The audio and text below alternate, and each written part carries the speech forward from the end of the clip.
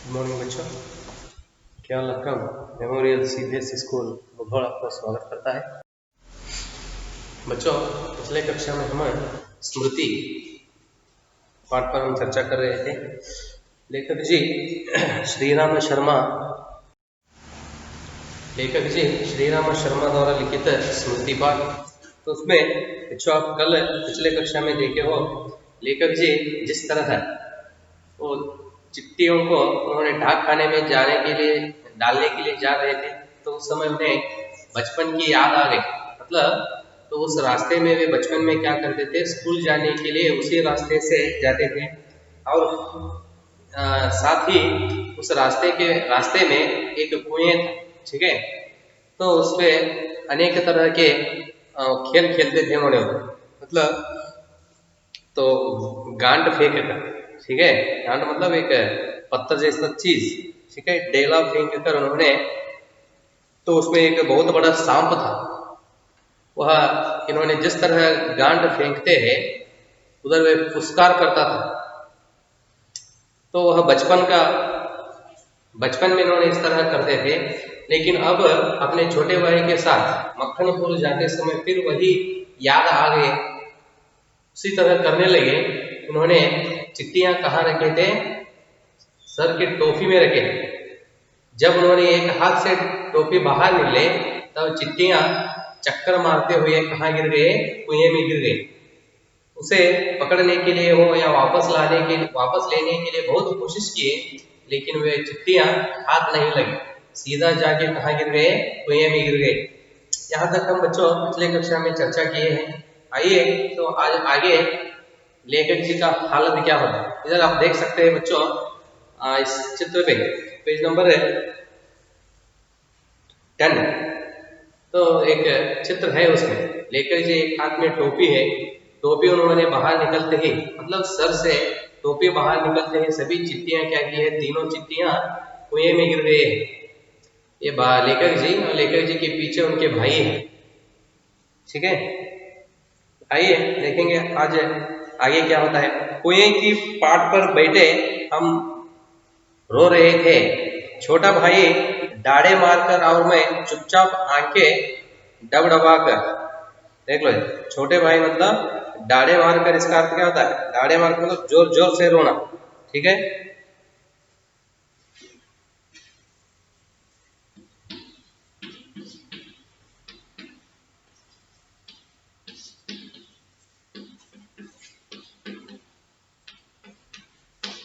जोर जोर से रोना, बहुत जोर आवाज करते हुए लेखक जी के छोटे भाई रोने लगे। और लेखक जी घबरा कर, ठीक है, उन्होंने क्या किए, अपने आंखें डबडबा कर कಣ್ಣು बिडुत्ता ಅಂತ ಹೇಳ್ತಿಲ್ರಿ, ಗಾಬರಿಲಿ ಮುಂದೆ ಏನ್ ಮಾಡೋದು, आगे क्या करना है, ठीक है, इसके बारे में उन्होंने नहीं जानते। छोटा भाई बहुत जोर जोर से आवाज करते हुए रोने लगे। लेखक जी तो उस कुएं के पास ही क्या किए, आंखें डबडबा करते हुए बैठ गए। निराश, पीटने के भय और उद्योग से रोने का उफान आता था। देखो नहीं, एक लाइन रहे क्या, हाँ, आंखें डबडबा कर लेखक जी उधर ही बैठ गए। तो उन्होंने एक उदाहरण देते हैं कैसे वे लेखक जी बैठ गए। पतीली में उफान आने से ढकना ऊपर उठ जाता है और पानी बाहर टपक जाता है। अब आप घर में चावल बनाने के लिए क्या करते हो, आप एक बर्तन में पानी और चावल दोनों डालकर क्या करते हैं, रखते हैं आप, है ना, किचन में, रसोई घर में। तो उस समय नीचे आप जोर से आग लगाए थे, ऊपर क्या होता है, वह बहुत धूप भरने के बाद ऊपर एक ढक्कन से आप छिपा रहते हो, ठीक है। तो बर्तन के ऊपर एक ढक्कन रखते हो आप, ढक्कन मतलब वो ऊपर बर्तन के ऊपर क्या करते हो आप, वो ढक्कन रखते हैं, मुಚ್ಚು ಅಂತ ಹೇಳ್ತಿರಲ್ಲ, हाँ, ಅದನ್ನು ಮುಚ್ಚದಾಗ ಏನು ಮಾಡ್ತೀರಿ, तो नीचे आप जोर से आग लगाने पर वो क्या होता है, वो अंदर धूप भरने के बाद वह ऊपर उठता है, क्या, ऊपर का ढक्कन।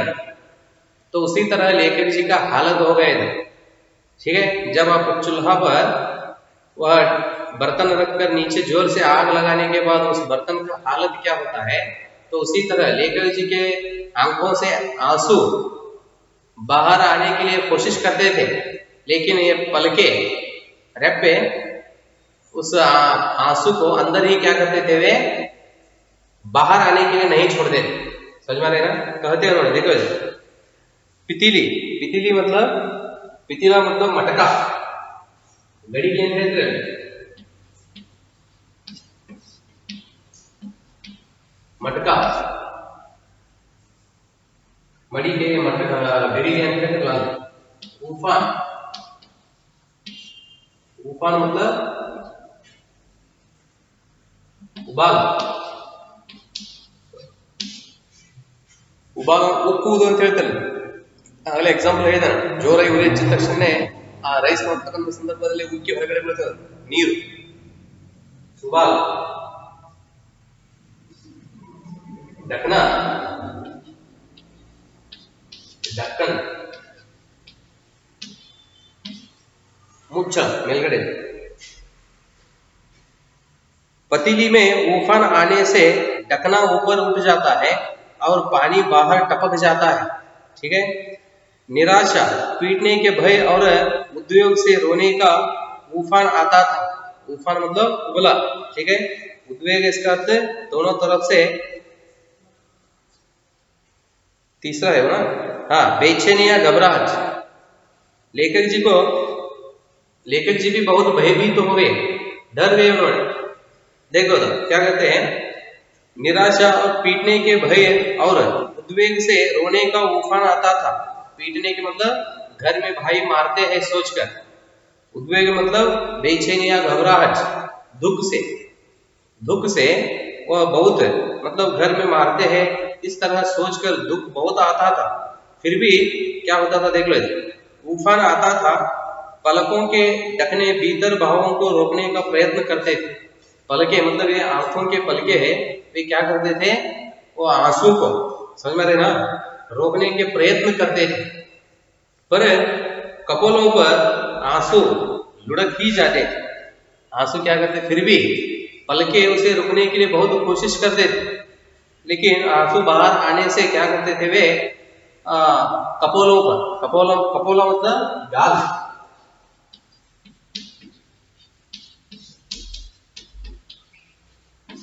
हाँ, कपोलों पर गाल से पानी नीचे आकर लुढ़क जाते थे, मतलब बाहर गिर जाते थे. माँ की गोद की याद आती थी लेखक जी को. क्यों? देखो, माँ की गोद की याद आती थी. गोद मतलब मड़ील उनके थी, ताई मड़ील याद आती थी. जी चाहता था कि माँ आकर छाती से लगा ले. छाती से लगा लेना मतलब आलिंगन करना, अप्पिकोळु. माँ आकर छाती से लगा ले और लाड़ प्यार करके कह दे कि कोई बात नहीं, चिट्ठियां फिर लिख ली जाएंगी. तो मन में सोचने का, इस तरह हुए तो बहुत अच्छा होता है. कैसा? माँ आकर मुझे सीने से लगा ले, मतलब आलिंगन करके मुझे ऐसा कहना है, ऐसा कोई बात नहीं. लाड़ से मतलब प्यार से कहना है. क्या कहना है? कोई बात नहीं है. वे चिट्ठियां गिर गई तो क्या हुए, और एक हम दूसरे चिट्ठियां क्या करेंगे, लिखेंगे. इस तरह कहे तो मैं क्या होता हूँ, मुझे बहुत खुशी होता है. उस तरह सोचने लगे उन्होंने, तो उस तरह होना है. प्यार करके कह दे कि कोई बात नहीं, चिट्ठियां फिर लिख ली जाएंगी. तबीयत करती थी कि कुएं में बहुत सी मिट्टी डाल दी जाए और घर जाकर कह दिया जाए कि चिट्ठी डाल आए. और मन और एक विचार सोचता था. क्या विचार सोचता था? तो उस कुएं में बहुत सारी मिट्टियां डालकर, ठीक है, मिट्टियां डाल दिया जाए. बावी में बहळಷ್ಟು ಮಣ್ಣನ್ನು ಹಾಕಿ ಅದನ್ನ ಮುಚ್ಚಿಬಿಡು, ಇದನ್ನ ಬಾವಿಯನ್ನು. कुएं को क्या करना है, कुएं में बहुत सारी मिट्टियां डाल दिया जाए और घर जाकर लेखक जी क्या कहना है, हम जाकर उधर मक्खनपुर के ढाकखाने में क्या किए हैं, चिट्ठी डालकर आए हैं. चिट्ठी डाल आए, पर उस समय झूठ बोलना जानता ही न था. देखो, लेकिन उस समय मैं झूठ बोलना जानता ही न था. लेकिन उस समय लेखक जी को तो उन्होंने झूठ बोलना नहीं जानता था. घर लौटकर सच बोलने पर रूई की तरह धुनाई होती। फिर अनेक विचार सोचते हैं उन्होंने, तो इस तरह न करने से मैं घर गए तो या घर लौटने के बाद मुझे क्या होता है, रुई की तरह धुनाई होती। रुई मतलब ಕಾಟನ್, ಹಳ್ಳಿ ಹತ್ತಿ ಅಂತ ಹೇಳ್ರಿ, ಹತ್ತಿ. ನಾನು ಮನೆಗೆ ಹೋದ್ಮೇಲೆ ಏನಾಗ್ತದ, ಆ ಹತ್ತಿಯ ತರ ನನ್ನನ್ನು ಏನು ನೋಡ್ತಾರ, ಒಗೆದು ಬಿಡ್ತಾರೆ ಅಂತ ಹೇಳ್ತಾರ. धुनाई मतलब धुलाई धुनाई होती। मार के ख्याल से शरीर ही नहीं मन भी कांप जाता था। घर जाकर ऐसा होता है सोचकर लेखक जी के शरीर ही नहीं, मार खाने का शरीर ही नहीं, अंदर का मन भी क्या हो रहा था, कांप रहा, नड़गू।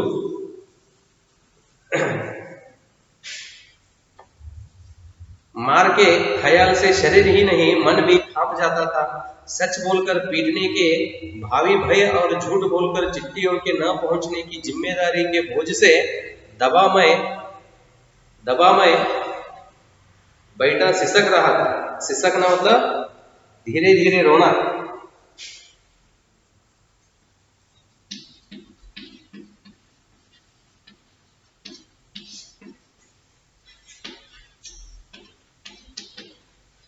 धीरे धीरे रोना।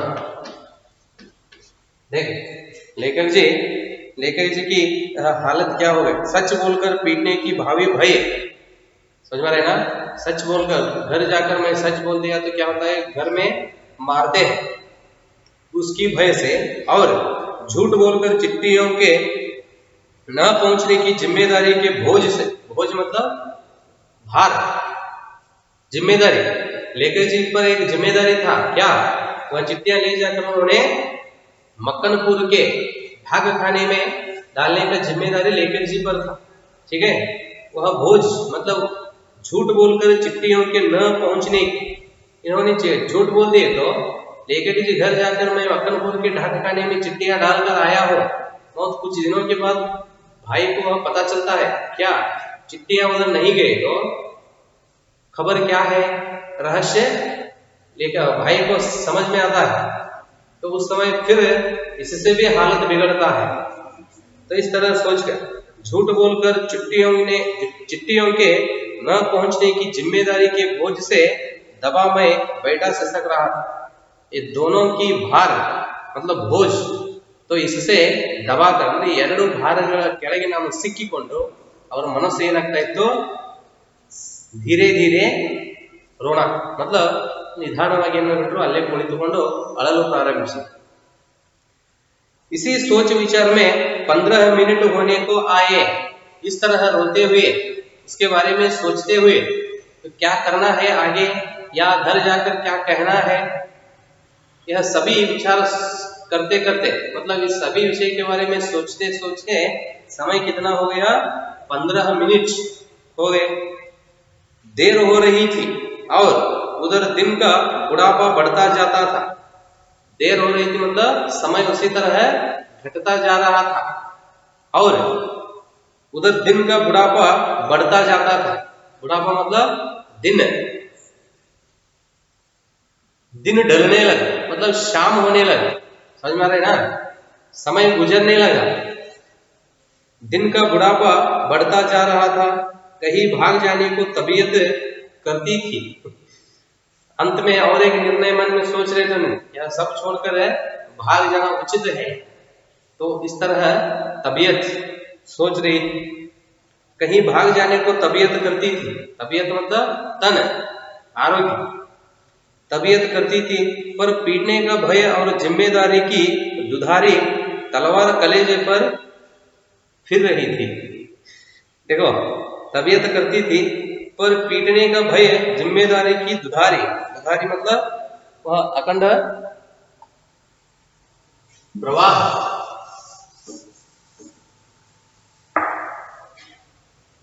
जिम्मेदारी की अखंड प्रवाह, दुधारी।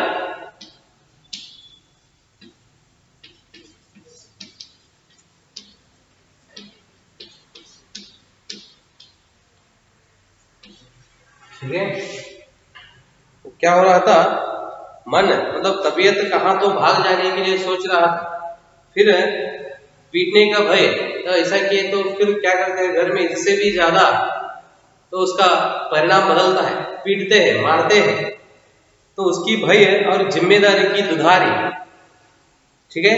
तलवार कलेज पर फिर रही थी, कलेज पर मतलब हृदय पर हो, तलवार क्या हो रहा था सिर पर या कलेज पर फिर रहा था। कब तलवार सिर को काटता है या कलेज को काटता है पता नहीं है, ಕತ್ತಿ ತಲೆ ಮೇಲೆ ತೂಗ್ತಾ ಇತ್ತು ಅಂತ ಹೇಳ್ತಾರೆ. ಯಾವಾಗ ತಲೆಯನ್ನು ಕತ್ತರಿಸಿತ್ತು ಗೊತ್ತಿಲ್ಲ. कलेजा मतलब हृदय, हृदय ಅಂತ ಹೇಳ್ತಾರೆ. तो इस तरह लेकर जी उधर बैठकर अनेक विषय के बारे में सोच रहे थे. दृढ़ संकल्प से दुविधा की बेड़ियां कट जाती थी. देखो दृढ़ संकल्प से इस तरह अनेक विचार करते बैठ जाए तो समस्या की हल नहीं होती. अंत में लेखक जी सोचते हैं तो इस तरह मैं अनेक विचार सोचते बैठ गए, अनेक विचारों के बारे में मैं सोचने लगा तो समस्या की हल नहीं होती, समस्या बಗೆಹರಿಯೋದಿಲ್ಲ.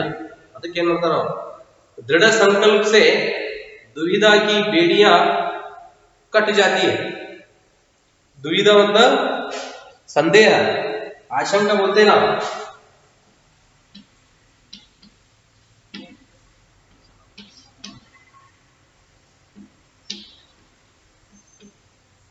संदेह या आशंका, डाउट्स.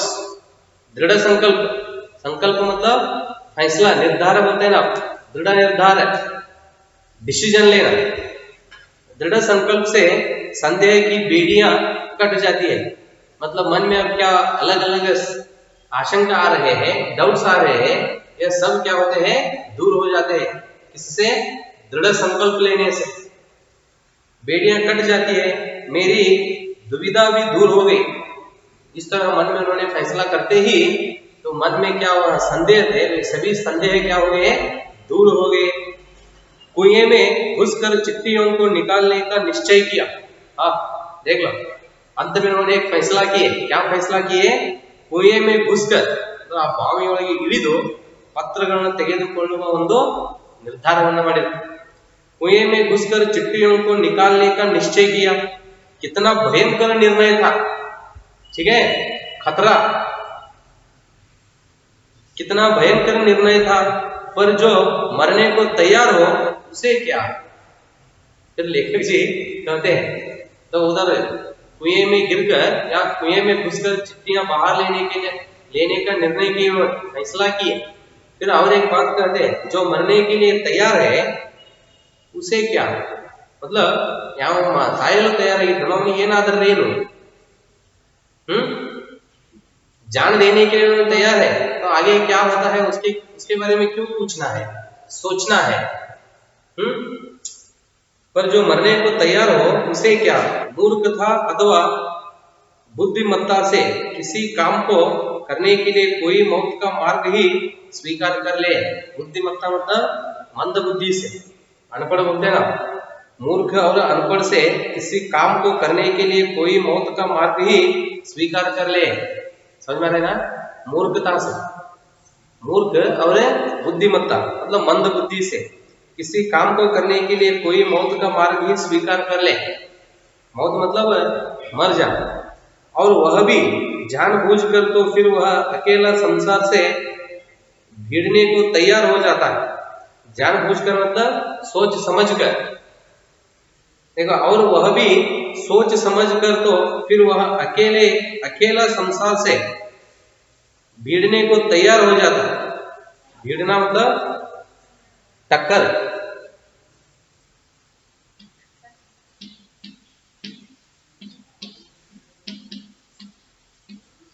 टक्कर लगाना, तो इस संसार के साथ लड़ना.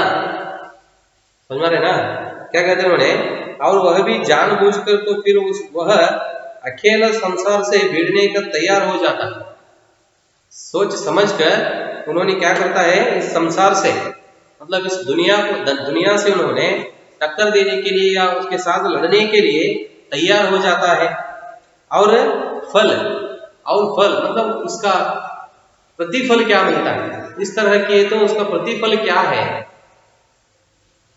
उसे फल की क्या चिंता। ठीक है, इस तरह मौत के मुंह में जाने के लिए उन्होंने तैयार हो तो आगे क्या होता है उसके बारे में सोचना उचित नहीं है। तो उससे आगे का फल क्या होता है या इस काम से फल क्या मिलता है उसके बारे में हम सोचना उचित है या ठीक नहीं है। कहते हैं उन्होंने, देखो इधर कि चिंता, क्या चिंता, फल तो किसी दूसरी शक्ति पर निर्भर है। समझ में आ गया ना? फल, फल मतलब इधर फल नहीं होते, हन्नुगळल्ल ಅಂದ್ರೆ परिश्रम करने से फल मिलता है ना, वही इसके बारे में बोल रहे हैं। फल तो किसी दूसरी शक्ति पर निर्भर होता है। उस समय चिट्ठियां निकालने के लिए मैं विषधर से भिड़ने को तैयार हो गया, पासा फेंक दिया था। मौत का आलिंगन हो अथवा शाम से बचकर दूसरा जन्म इसकी कोई चिंता न थी। देख लो इधर लेखक जी कहते हैं, इधर मैं अब परिश्रम कर रहा हूं ना, तो उसका फल क्या होता है उसके बारे में चिंता नहीं है, तो उसे सोचने की बात भी नहीं है वो, क्योंकि अब मैं मौत के बारे में सोच रहा हूं। मरने के बाद फल लेकर क्या करना है, मतलब उस फल को मैं देखने के लिए मैं ही नहीं रहता, तो आगे का विषय मैं क्यों सोचूं। तो इस तरह निर्णय लेकर उन्होंने अंत में फैसला करते हैं। तो क्या करते हैं, फल तो किसी दूसरी शक्ति पर निर्भर है। उस समय चिट्ठियां निकालने के लिए मैं विषधर से भिड़ने को तैयार हो गए। विषधर मतलब विषैला, विषधर इधर क्या हो, सांप। विषधर मतलब विषैला सांप।